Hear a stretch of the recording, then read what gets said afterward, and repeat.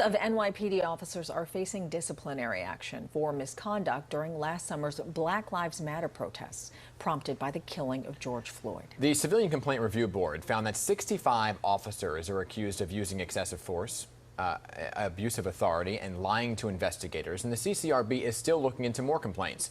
Joining us now is Fred Davie. He's the chairman of the Civilian Complaint Review Board to explain what is next. Mr. Davie, thank you for being here this morning. Thanks for joining us.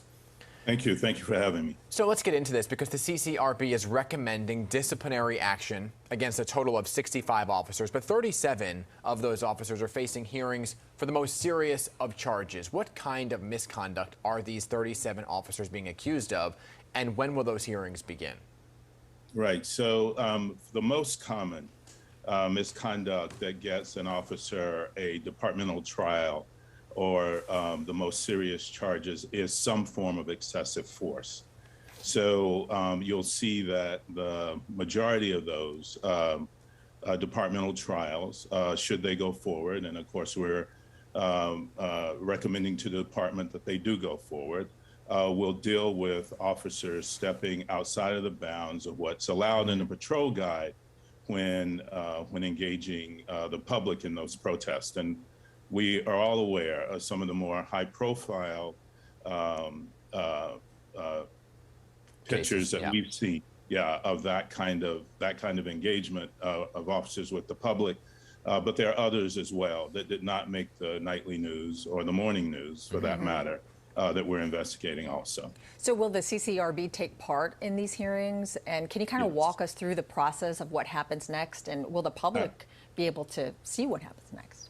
Sure, absolutely. So yes, the public can come to these trials. The CCRB sends over the recommendation for a trial to the department. The department then has the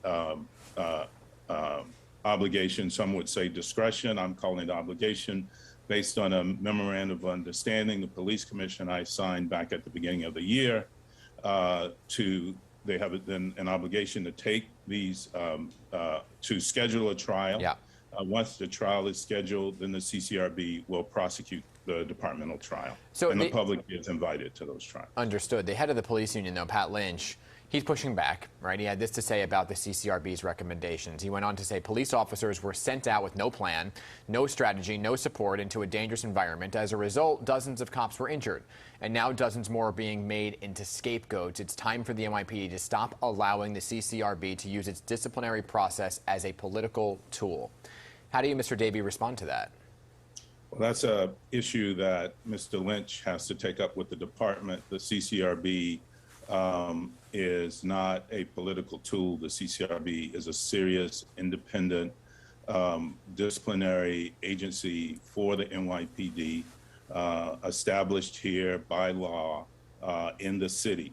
And we do impartial, professional investigations and make impartial, professional recommendations to the department. If there's some concern that the department is not doing its job, then that lies with the department, not with the CCRB. Although we will comment as well when we believe that the department is not doing its job. But if anyone else has an issue with the department, it's up to them to take it up with the department. Yeah, it's been a year and a half since the Black Lives Matter protests. The CCRB received more than 300 complaints. The agency has only gotten to about half of those. So some may ask, why is this taking so long?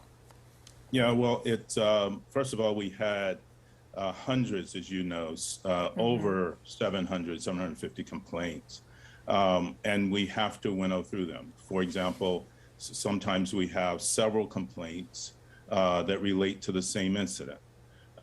We have to find the officers, and as you know, about a third of the officers in these cases that we've already fully investigated could not be identified because either shields were covered or they were using someone else's equipment, or they filed paperwork that allowed them not to be identified in some way, or they misused body-worn camera footage. So we have to work through that issue of being able to identify officers. And then we have to engage with the complainants, we have to engage witnesses, we have to subpoena for testimony and evidence. So it's an involved process, and we want to be thorough.